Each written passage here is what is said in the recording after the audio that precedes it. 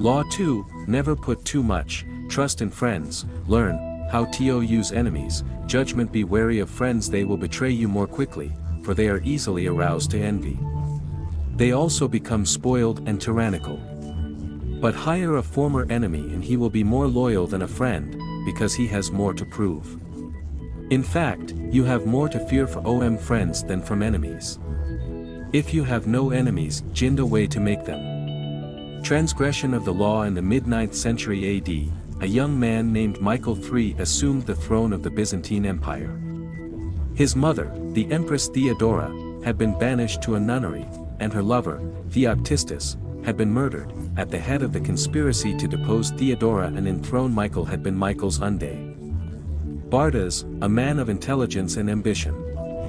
Michael was now a young, inexperienced Meyer, surrounded by intriguers, murderers, and profligates.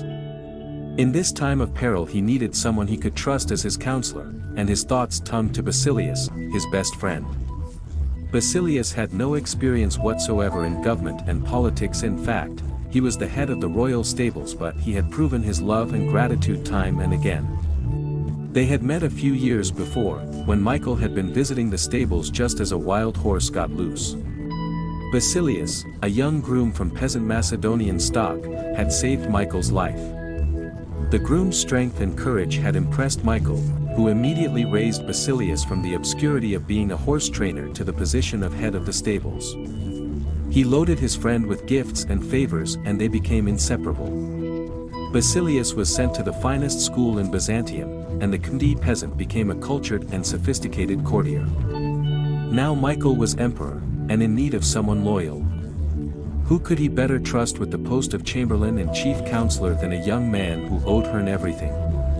Basilius could be trained for the job, and Michael loved Hearn like a brother. Ignoring the advice of those who recommended the much more qualified Bardas, Michael chose his friend. Basilius leaned while and was advising the emperor on all matters of state. The only problem seemed to be money. Basilius never had enough. Exposure to the splendor of Byzantine court life made Hearn avaricious for the perks of power. Michael doubled, then tripled his salary, ennobled Hearn, and married Hearn off to his own mistress, Eudoxia in Gerina. Keeping such a trusted friend and advisor satisfied was worth any price. But more trouble was to come. Bardas was now head of the army, and Basilius convinced Michael that the man was hopelessly ambitious. Under the illusion that he could control his nephew, Bardas had conspired to put Hearn on the throne, and he could conspire again, this time to get rid of Michael and usurp the crown himself. Basilius poured poison into Michael's ear until the emperor agreed to have his uncle murdered. During a great horse race, Basilius dosed in on Bardas in the crowd and stabbed Hearn to death. So on after, Basilius asked that he replace Bardas as head of the army, where he could keep control of the realm and quell rebellion. This was granted.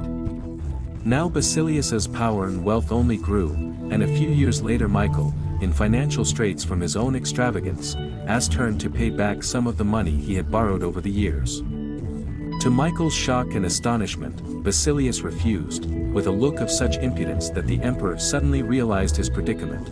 The former stable boy had more money, more allies in the army and senate, and in the end more power than the emperor himself. A few weeks later, after a night of heavy drinking, Michael awoke to find himself surrounded by soldiers. Basilius watched as they stabbed the emperor to death. Then, after proclaiming himself emperor, he rode his horse through the streets of Byzantium, brandishing the head of his former benefactor and best friend at the end of a lang pike. Interpretation: Michael III staked his future on the sense of gratitude he thought Basilius must feel for Hearn. Surely Basilius would serve Hearn best. He owed the emperor his wealth, his education, and his position. Then, once Basilius was in power, anything he needed it was best to give to Hearn, strengthening the bonds between the two men. It was only on the fateful day when the emperor saw that impudent smile on Basilius's face that he realized his deadly mistake. He had created a monster.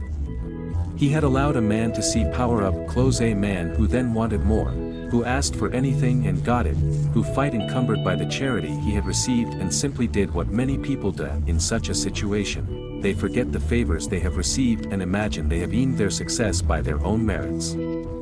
At Michael's moment of realization, he could still have saved his own life, but friendship and love blind every man to their interests.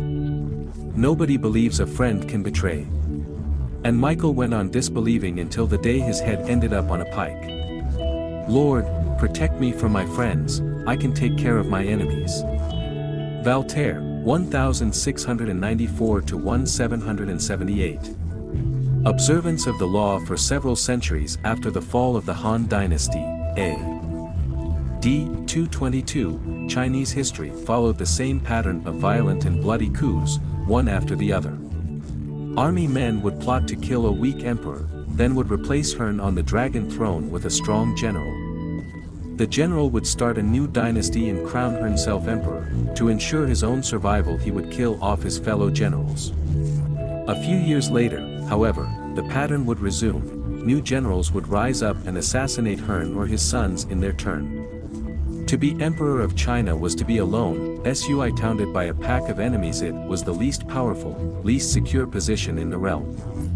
In AD 959, General Chao Kuan-yin became Emperor Sung. He knew the odds, the probability that within a year or two he would be murdered. How could he break the pattern? Soon after becoming emperor, Sung ordered a banquet to celebrate the new dynasty, and invited the most powerful commanders in the army. In terror they had drunk much wine, he dismissed the guards and everybody else except the generals, who now feared he would murder them in one fell swoop. Instead, he addressed them, "The whole day is spent in fear, and I am unhappy both at the table and in my bed. For which one of you does not dream of ascending the throne?